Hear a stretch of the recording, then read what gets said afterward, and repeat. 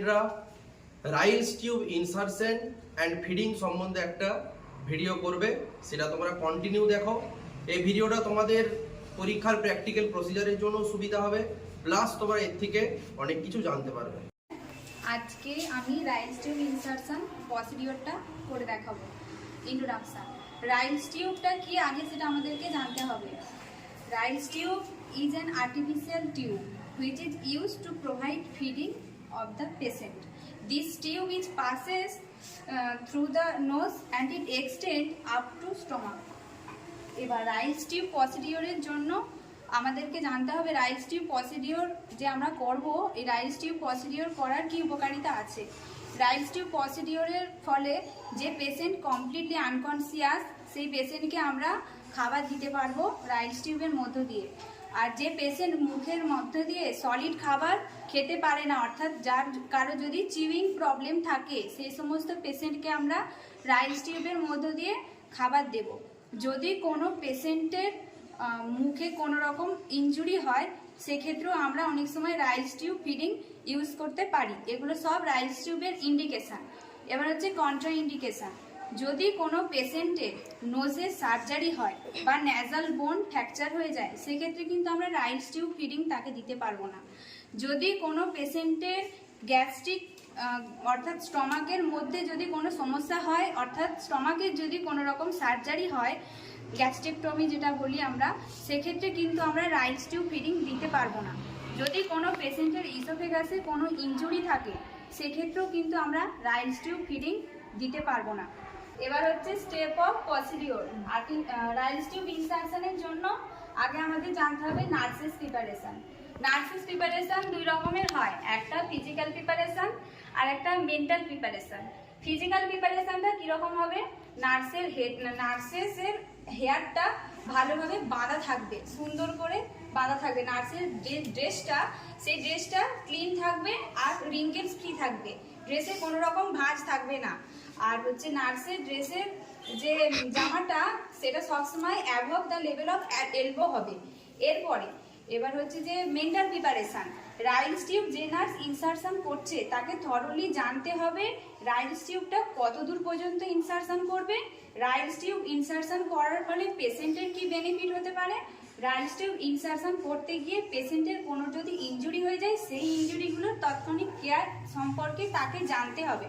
অবশ্যই নলেজেবল হতে হবে পেশেন্টের পজিশন সম্পর্কে, অবশ্যই নলেজেবল হতে হবে অ্যাবাউট রাইলস টিউব পজিশন, কোথায় রাইলস টিউবটা ইনসারশন হয়ে গিয়েছে, সেটা যে এক্স্যাক্টলি স্টমাকেই গিয়েছে সেটা এনসিওর হতে হবে।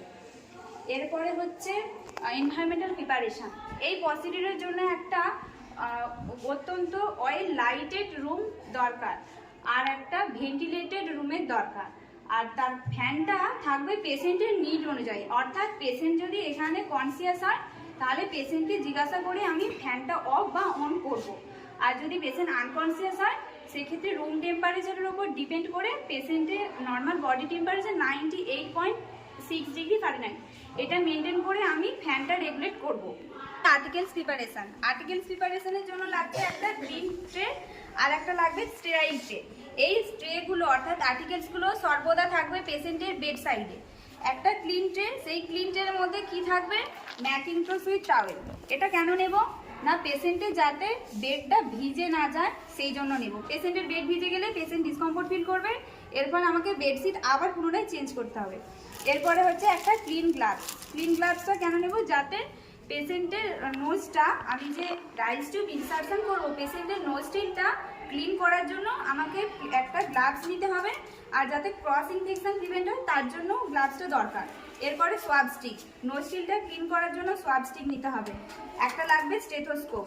স্টেথোস্কোপের কাজ হচ্ছে রাইলস টিউবটা যে এক্স্যাক্টলি স্টমাকে গেছে সেটা এনসিওর করার জন্য আমি স্টেথোস্কোপ নেব। এরপরে একটা বোলে থাকবে নর্মাল স্লাইন বা প্লেন ওয়াটার, এটার মাধ্যমে আমি রাইলস টিউবের লোকেশনটা ডিটেক্ট করতে পারবো। এরপরে থাকবে একটা kidney tray with paper lining, এটায় আমি ওয়েস্ট প্রোডাক্টগুলো কালেক্ট করব।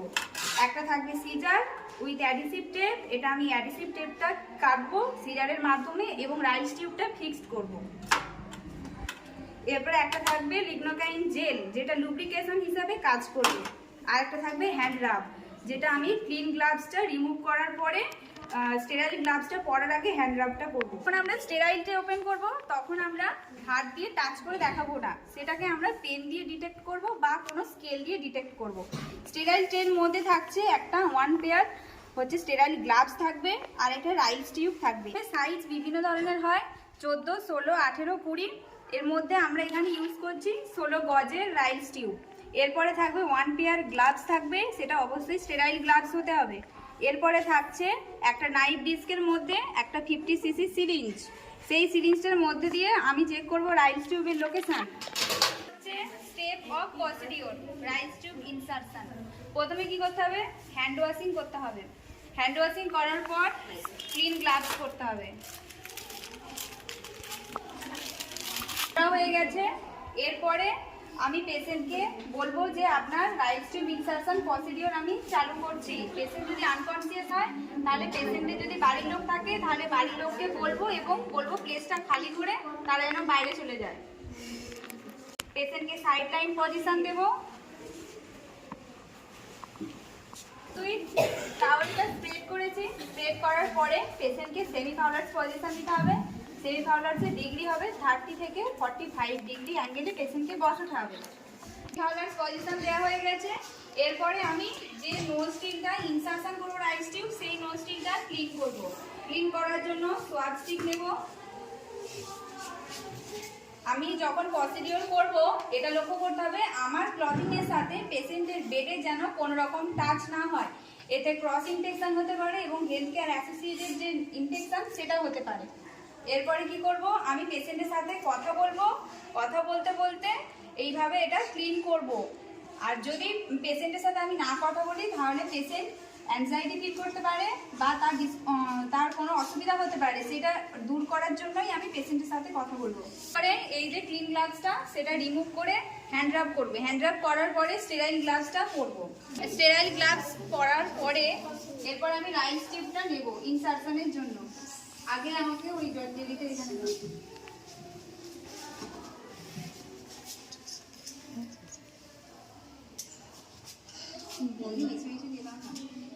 এটা হচ্ছে লুব্রিকেশন হিসাবে কাজ করবে।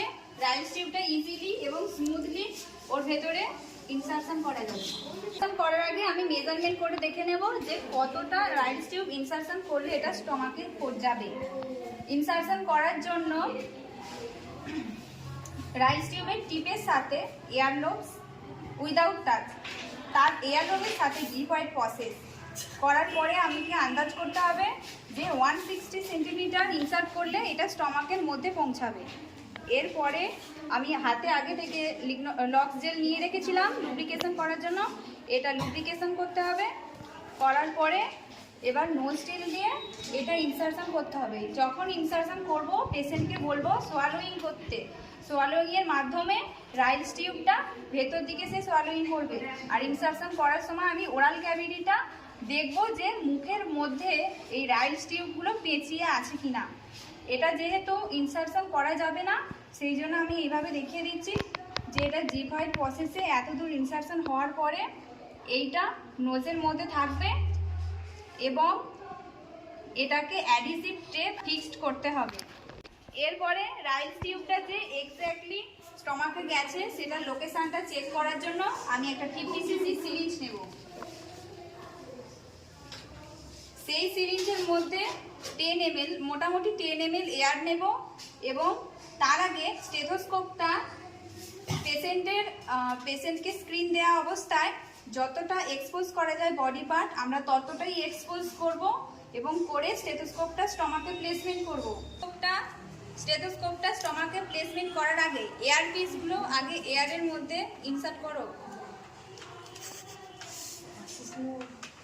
এরপরে স্টেথোস্কোপের এই ড্রামটা ঠিকভাবে ফাংশনিং করছে কিনা, অর্থাৎ এখানে যদি কোনো রকম সাউন্ড হয় সেটা ঠিকভাবে শুনতে পাবে কিনা সেটা আগে চেক করতে হবে।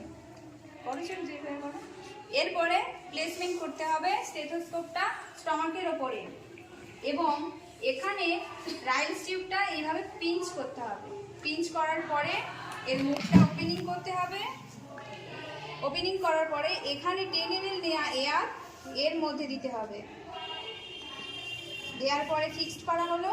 এরপরে এয়ারটা আমি যখন পুশ করব তার আগে যে এই সাউন্ডটা শুনবে তাকে অ্যালার্ট করে দিতে হবে যে সে ঠিকভাবে শুনতে পাচ্ছে কিনা। একসাথে এয়ারটা আমি এইভাবে পুশ করব, করার পর সাথে সাথে টিউবটা পিঞ্চ করব এবং এইটা রিমুভ করব এর থেকে, এবং এটা সাথে সাথে লক করব যাতে এক্সটার্নাল এয়ার কোনো রকম এন্ট্রি না করে। শুনতে পেয়েছো?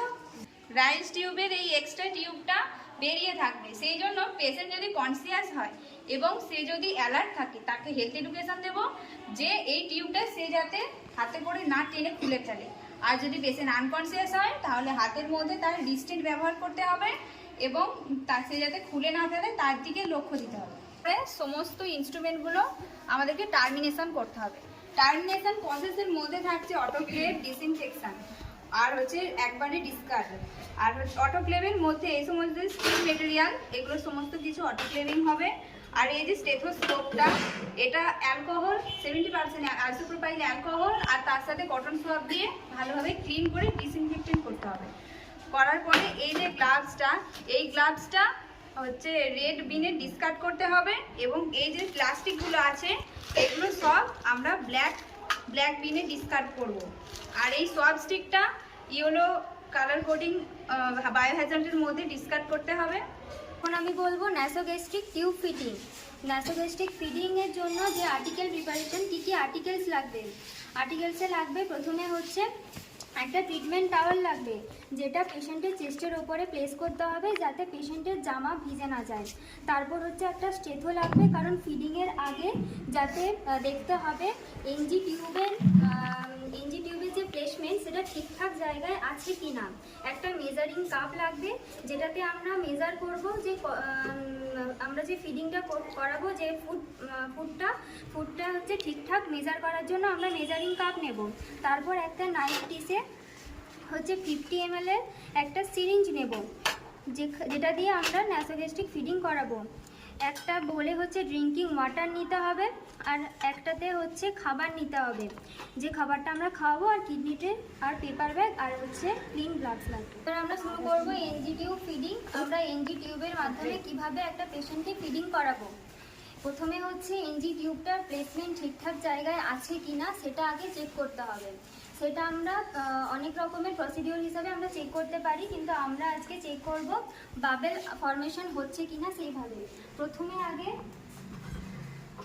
একটা বলে প্লেন ওয়াটার নিতে হবে। তারপর হচ্ছে এনজি টিউবের যে টিপ থাকে সেটাকে প্রথমে খুলতে হবে। খোলার ওপেন করার পরে হচ্ছে যে এটা এখানে ডিপ করতে হবে। ডিপ করে দেখতে হবে সেখানে বাবেল ফর্মেশন আছে। বাবেল ফর্মেশন আসে তখন বুঝতে হবে যে টিউবের প্লেসমেন্ট ঠিকঠাক জায়গায় নেই, সেটা লাংসে গেছে। আর যদি কোনো বাবেল ফর্মেশন না আসে তখন বুঝতে হবে যে সেটা স্টমাকেই আছে, তখন আমরা ফিডিং শুরু করব। তার আগে এনজি টিউবটাকে পিঞ্চ করতে হবে। এটা পিঞ্চ করতে হবে কারণ যাতে বাইরের এক্সটার্নাল এয়ার ভেতরে প্রবেশ করতে না পারে। তারপর হচ্ছে আমরা সিরিঞ্জটা নিয়ে এখানে আমরা প্লেস করব। ফিডিং করার আগে প্রথমে অ্যাসপিরেশন করে দেখতে হবে যে সেখানে কোনো স্টমাক কন্টেন্ট আসছে কি না। এরপর হচ্ছে এই পিঞ্চটাকে আমি খুলবো। খোলার পরে আমি এটাকে ব্যাক পুশ করব। ব্যাক পুশ করে দেখব যে সেখানে স্টমাক কন্টেন্ট বা গ্যাস্ট্রিক কন্টেন্ট আসছে কি না। এবার হচ্ছে এই কন্টেন্ট যদি 60 ml এর বেশি হয় তখন আমাকে সেই যাবে না। এরপর হচ্ছে এখানে যে কন্টেন্টটা আসবে সেটা আমাকে কিডনি ডিসে ডিসকার্ড করতে হবে।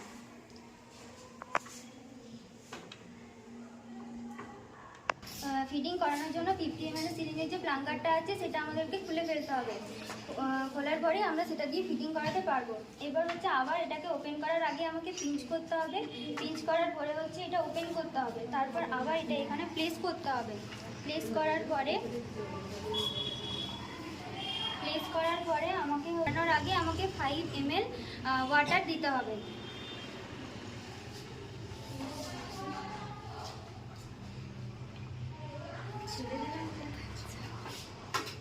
5 ml ওয়াটার দেওয়ার পর আমাকে দেখতে হবে যাতে এটা ঠিকঠাকভাবে ওয়াশ আউট, দেখবো যে এটা ঠিকঠাকভাবে ওয়াশ আউট হচ্ছে কি না। তখন আমাদেরকে দেখতে হবে ইঞ্চি টিউবটাকে আমাদেরকে 10 ইঞ্চের উপরে রাখতে হবে।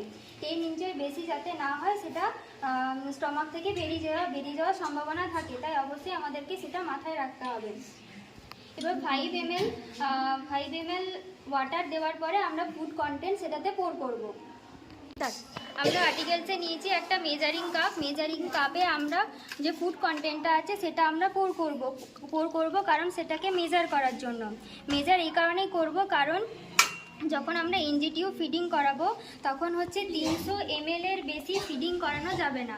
একটা পেশেন্টকে একবারে 300 ml এর বেশি ফিডিং করানো যাবে না, সেজন্যই আমরা মেজার করে তারপর সেটাকে ফিডিং করাবো। এবার আমরা খাবারটা পোর করব। আর এখানে সবসময় খেয়াল রাখতে হবে যাতে খাবারের সাথে সাথে আমরা কোনো এক্সটার্নাল এয়ার যাতে সেখানে না ঢোকে। পিঞ্চটা খুলতে হবে। পিঞ্চটা করার পরে দেখতে হবে যে কন্টেন্টটা ঠিকঠাকভাবে স্টমাকে পৌঁছাচ্ছে কি না। এটাকে পুনরায় পিঞ্চ করতে হবে যখন এটা 1 ml বা 2 ml মতো বাকি থাকবে, কারণ এটা যদি পুরোপুরি খালি হয়ে যায় এয়ার চলে যাওয়ার সম্ভাবনা থাকতে পারে।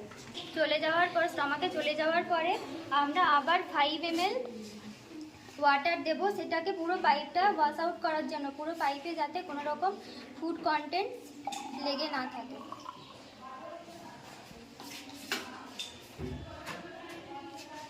করানোর পরে পেশেন্টকে সেম পজিশনে মোটামুটি 10 থেকে 15 মিনিট সেম পজিশনে রাখতে হবে, না হলে অ্যাসপিরেশন হওয়ার সম্ভাবনা থাকে।